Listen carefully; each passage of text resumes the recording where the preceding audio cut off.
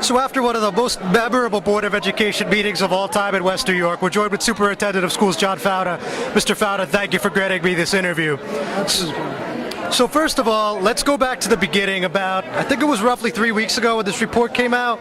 What was your reaction? I mean, obviously you saw this before, I myself or any of our viewers did. What was just your reaction then? John, this was really very sad to me.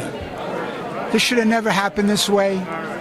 I was very disappointed in the administration of the town. I was hoping so much that we would all be working together for the one bottom line, the children of the school district. This was a difficult thing for me to read it. I was not happy with it because this is not the way it should be. We should be all on the same page for the purpose of the school children. But as superintendent, I can't think of myself. I have to think of the school district first, and I'll take whatever it'll take to bring back the integrity that is needed. The Board of Education should be separate from politics. Okay, fair enough then. Now, just a general comment. You had the overwhelming support of the crowd tonight. What were you expecting coming in here? Were you expecting that, or you really didn't know what to think? What was on your mind coming in? Well, John, to be honest with you, like I said, it was a sad day to report this report because this should have never happened. I wasn't thinking what I was going to get from the crowd. I mean, I'm very happy for their support. I don't consider myself, I was called a hero, and I was a Marine and all those things, and integrity. I wasn't thinking, I'm not a hero.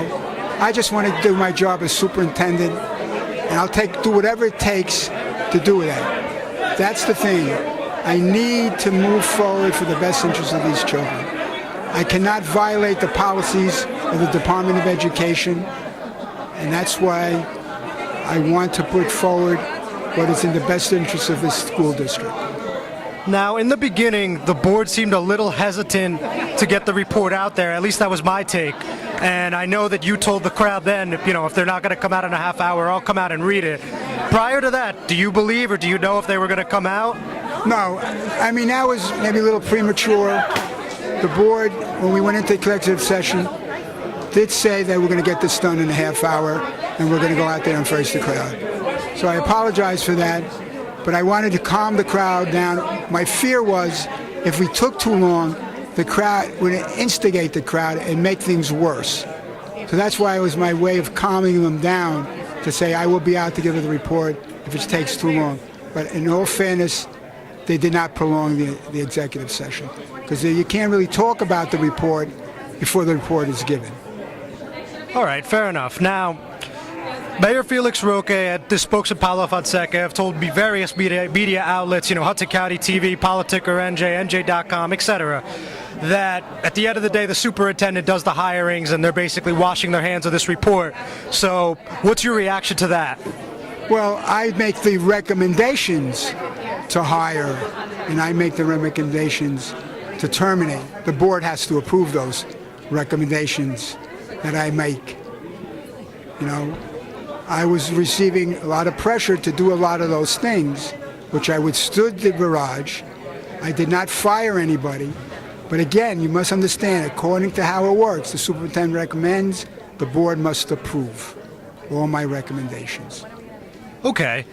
Now, I don't know if you want to get into this, but the crowd was also very adamant, as much as they were adamant in supporting you, they were just as adamant in being against Silvio Acosta getting appointed. So, do you have any take on that? I'm saying to Mr. Acosta, let's give the man the opportunity. Let's see, he's been under fire. He said he's come into a very difficult position. Let's give him the opportunity to be a good board member. I don't want to pass judgment on that because he's always been respectful to me. Let's give the man the opportunity to see how he performs as a board member. It's not fair to me pass any judgment prematurely. All right. And now, the other thing that I want to touch on is the Ruben Vargas situation. Obviously, that was in the OFAC report as well, and that was another hot topic tonight. Several members in attendance brought it up. So, Now, after the first meeting, as is indicated in the report, the board members said they wanted to give Mr. Vargas more time to present his credentials. So what was the argument the second time around? I believe that was March, correct me if I'm wrong, when it was presented a second time and it was tabled a second time. Well, the board just wanted to give Mr. Vargas more time to produce his high school diploma or GED, and we're giving him to the end of the year. As of yet, he has not produced it. So, at that time, if he produces a high school diploma, it's a different story. Again, the board has to go along with my recommendations for non-renewal, but it gives me a pretty strong argument if he doesn't meet the qualifications. But he was given at that time, till the end of the year, to produce that diploma. If he does, it's a different story. All right, Mr. Fauta, well, I think that covers everything today. Thank you again for the time. I'm sure we'll be speaking soon. Thank you very much. I'd like to just make one other comment. Sure. I know that the mayor's Clara Perez was mentioned in the report. She was given a non-renewal. I do plan to put her forward to be rehired because she does an excellent job. She was a matron, and that's not a recognized union position. So she will be brought back upon my recommendation. Again, the board must approve it, because I do not want to use reverse political retaliation because she has some relationship with the mayor. The woman does an outstanding job, and I'm not going to do any reverse political things to hurt anybody. All I care about is that people do their job, and I just want to make that clear because this is a wonderful woman that I do not want to get upset. The funny thing is, when I gave her the non-renewal letter, she sent me a letter thanking me for the opportunity to have worked the Board of Ed. So I just want to make that clear, that I'm not going to do anything that's improper. I'm following the rules and the letters of the Department of Education. So just to sum up what you just said, Clara Perez, who's the mother of Mayor Roque's fiance, she got a non-renewal letter, which we reported out about 2 weeks ago, and but you're telling me now, due to her outstanding performance, she will actually be recommended for a rehire. Absolutely. She'll be recommended for rehire. Yes, sir. All right. Well, that about does it today, Mr. Fauta. Thanks again. We appreciate it. Thank you, John.